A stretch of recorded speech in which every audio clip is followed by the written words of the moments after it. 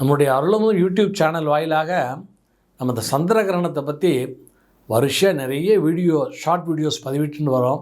எல்லா வீடியோவும் நீங்கள் வருஷக்கிரமமாக பார்த்துட்டே வந்தீங்கன்னா உங்களுக்கு நல்ல ஒரு முழுமையான ஒரு புரிதல் கிடைக்கும். அந்த அடிப்படையில் அடியோட வேண்டுகோளை விடுத்துக்கொண்டு இப்போ இந்த சந்திர கிரகணம் அந்த காலம் முழுக்க எந்த ஜெபம் பண்ணலாம் அப்படின்னு சொன்னால், சில பேர் நல்ல வேதம் படித்தவாளுக்கு நல்ல ஸ்பஷ்டமாக வேத மந்திரங்கள்லாம் தெரியும். இப்போ அவன் தப்பு இல்லாமல் வேத மந்திரங்களை சொல்லலாம். அதுக்கு வேத மந்திரங்கள் இந்த சந்திர கிரகணத்தினுடைய அந்த மந்திரங்கள் பீடாபரிகார மந்திரங்கள் இருக்குது. அது அவளுக்கே தெரியும்.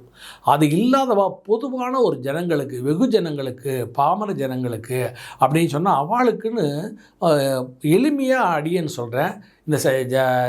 முதல்ல இந்த கிரகணம் ஆரம்பிக்கிறதுக்கு முன்னாடி ஸ்நானம் பண்ணணும். அதுக்கு நான் ஏற்கனவே சொல்லிட்டேன். முடிஞ்ச பிறகு ஒரு ஸ்நானம், மோட்ச ஸ்நானம், முதல்ல இது ஆரம்ப ஸ்நானம் சொல்லிட்டேன்.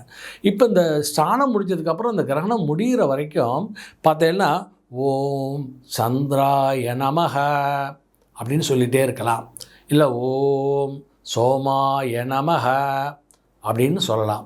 இல்லைன்னா ஓம் வாசுதேவாய நமஹ, ஓம் ருத்ராய நமஹ, இந்த மந்திரங்களை எல்லாருமே சொல்லலாம்.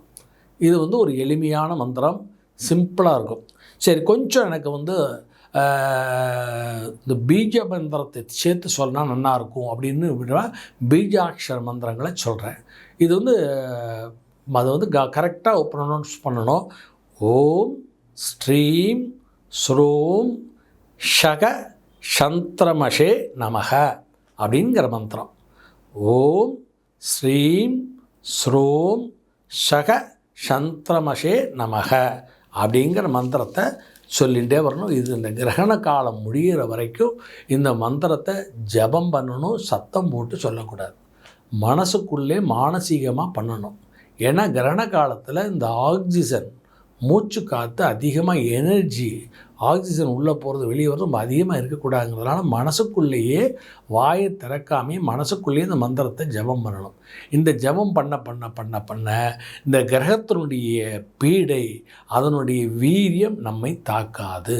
அதுவும் இந்த நட்சத்திரக்காரர்கள் கண்டிப்பாக இதை சொல்ல வேண்டும். ஜபத்தை பண்ணி முடித்ததுக்கப்புறம் நம்ம ஸ்நானம் பண்ணதுக்கப்புறம் என்ன பரிகாரம் பண்ணணும், அதுதான் ரொம்ப ரொம்ப முக்கியம், ஹைலைட் இந்த அத்தனை வீடியோவுக்கும். அதை அடுத்த வீடியோவில் பார்ப்போம்.